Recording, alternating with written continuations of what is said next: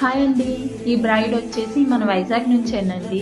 తన హెయిర్ షార్ట్‌గా ఉంది. సో, మనం ఎక్స్‌టెన్షన్ పెట్టి హెయిర్ స్టైల్ చేశాము.